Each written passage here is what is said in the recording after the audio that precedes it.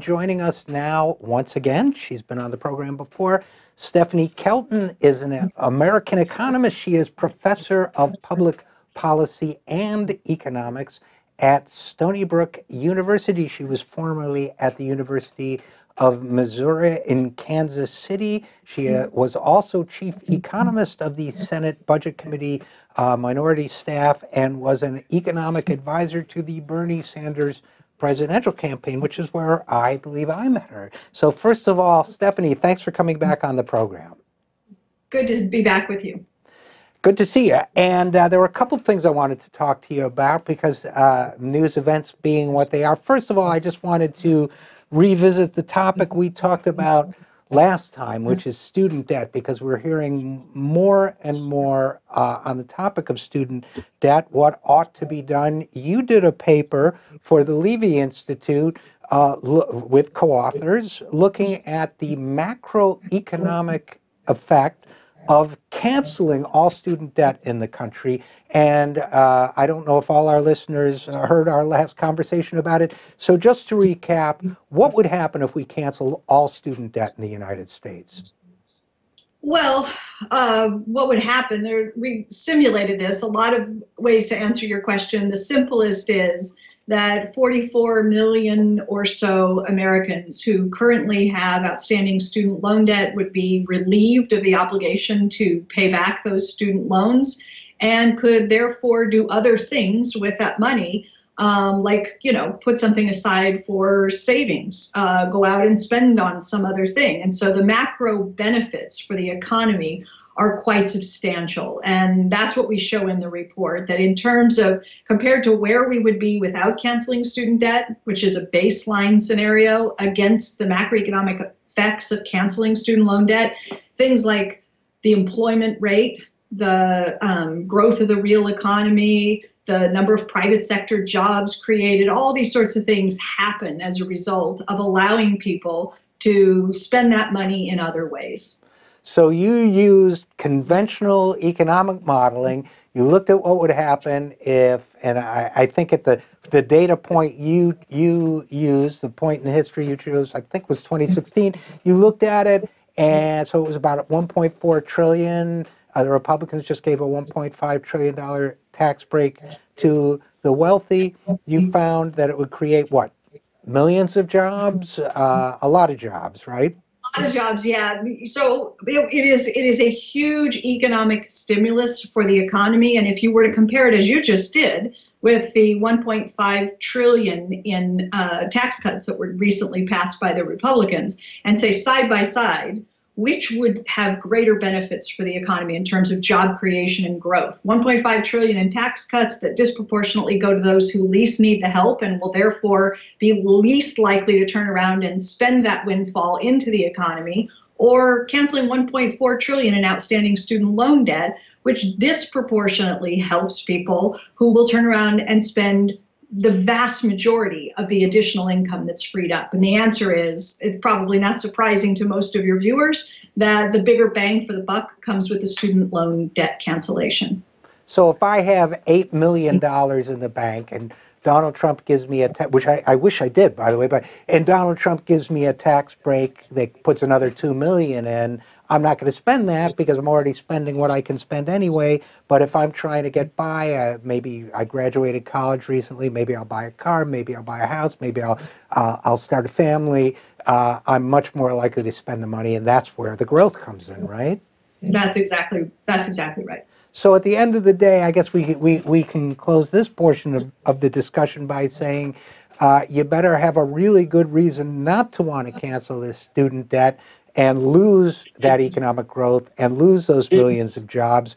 Otherwise, it just doesn't make sense not to do it. At least that's my conclusion.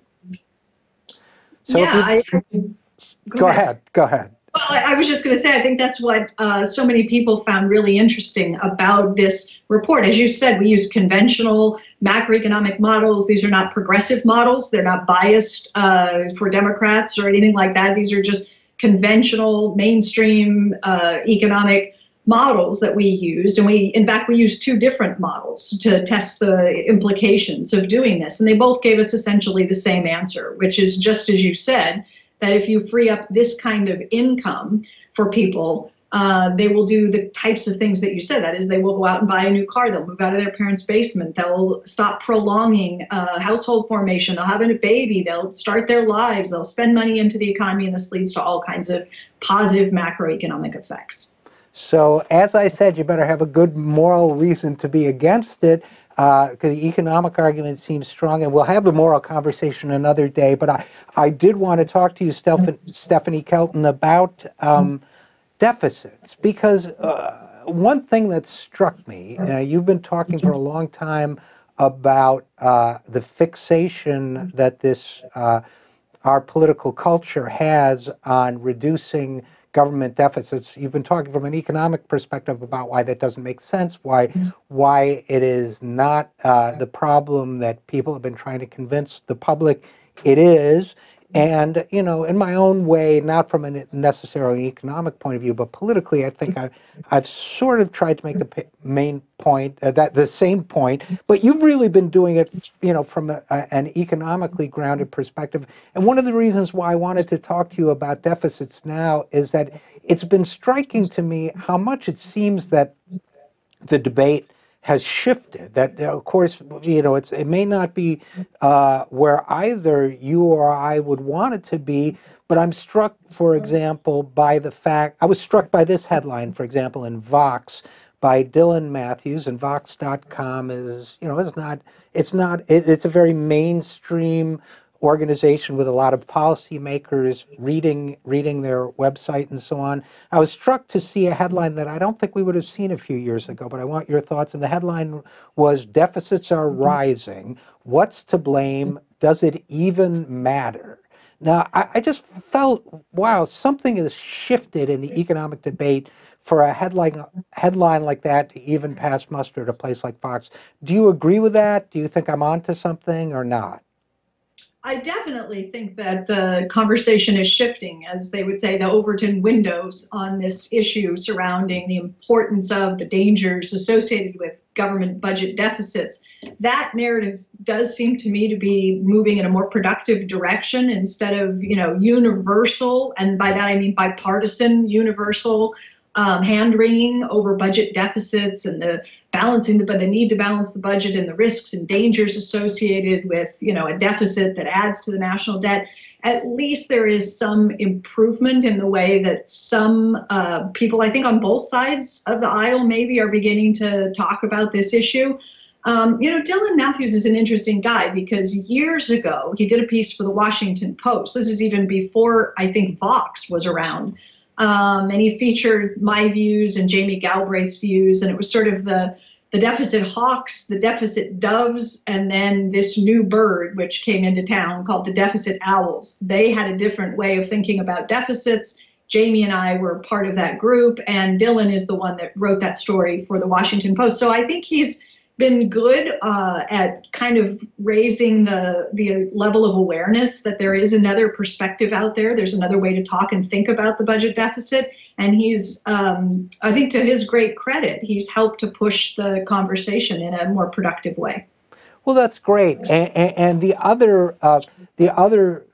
one of the other signs of shift that I thought I sensed was when Senator Brian Schatz of Hawaii refused to say how he would pay for his debt-free college plan. Now, also quoted in Vox, actually, but by a different writer, he said, "I just reject the idea that only progressive ideas have to be paid for. We can work on that as we go through the process." But he said, "But I think it's a trap." And I was delighted to see a member of the Democratic Party say it's a trap, because I've felt for many years that deficits are only brought up when you raise a progressive idea or when you're talking about defending a progressive program from cuts like Social Security or Medicare. You know, as Anthony Wedgwood Benton, the great founder, one of the founders of the post-war Labor Party in Britain, said, and no general ever said, "I'd love to bomb Baghdad, but I don't have the budget for it." And it's always seemed that there has been that kind of bias. And Schatz, I think, was the first person I've seen who called it out on a national level. I don't know if you noticed that as well, but it strikes me that that suggests a shifting of the ground. But let's talk for a second. A lot of people in our audience may not know why it is that that you have said, for example, or James Galbraith, economist, has also said that deficits don't matter the way we've been told they matter. You know, we had President Obama and many other politicians tell us, well, it's like a family sitting around the table doing their budget, and you got to know, you know, you got enough for this, but not for that. Why is that not the right analogy? Well, it's not the right analogy. It's the most pernicious story that policymakers, politicians, pundits, talking heads, when the analogy of the federal government of the United States is used, and they say, well, just like a household, right? Sitting around the kitchen table, we've got to find a way to live within our means. And so when the government produces a budget, it's much like a family producing a budget. It's just on a larger scale, and all the same rules apply. Well, that's exactly the wrong analogy, and it's completely wrong in terms of the way the monetary system works and the relationship between the government and the US dollar, or the currency. So when you and I sit around the kitchen table and budget, we're looking at how much money is actually coming in, what can we afford to spend, what do we have to pay on our credit cards.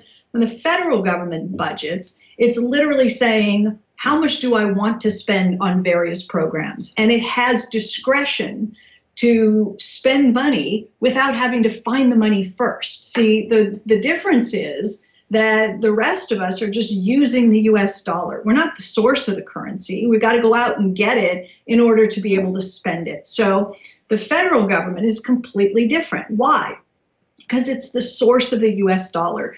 The United States currency, the dollar, literally cannot come from anywhere other than the US government. It doesn't come from China. There's no little sticker on the dollar bill that says made in China.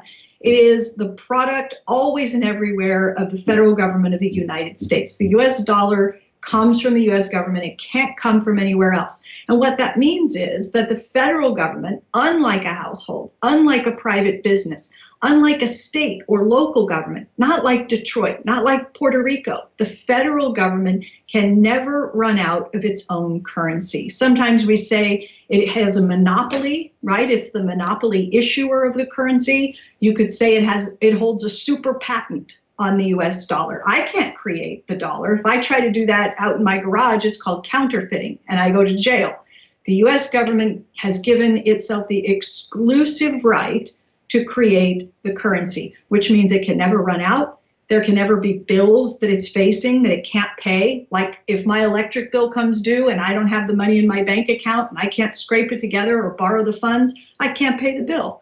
The federal government can't get in a situation like I can. It can't have bills that it's unable to pay, whether we're talking about making payments to bondholders, whether we're talking about making good on promises to future retirees under Social Security, whether we're talking about paying for agencies to operate. It doesn't matter. If the bills are coming due and they're due in US dollars, the federal government of the United States can always meet its obligation to pay dollars. So I would assume what that means in practical terms is that, you know, we can do the things we want to do as a country. We have the ability, literally have the ability to pay for them because we produce the dollars with which they would be paid. So I assume in the universe of interacting forces that is an economy, there are limitations. If you printed, I assume that if you printed way too much money, it would be inflationary or other things would take place. But the limits that we've been told exist, actually, as a practical matter, they don't exist. Is that a fair kind of summarization or interpretation of what? I think, yeah, it's fair. The limits that we're told exist are on the money side. Like, you know, you brought up President Obama earlier. Early in his administration, I'm talking about just a few months before he was elected the first time, the economy is falling apart, the budget deficit begins to explode, and you know he's confronted with this question: at what point do we run out of money? And he says, well, we're out of money now. And no, the federal government can't run out of money. There are limits to what the federal government can do responsibly in terms of running its budget, but it can never run into a situation where it runs out of money. So what can it run out of? Okay, and as you said, the economy has its own internal speed limit. So let's say the federal government of the United States, when Congress appropriates funding, right? They put together a budget and they say, we're going to put $1 trillion into infrastructure. We wish, right? We're going to put money into education. We're going to put money into, right, all these various line items of the budget. And they pass a budget, and then there's an appropriation process. It's through the appropriation process that Congress pays for things. That's what triggers the financing. That's what triggers the payments.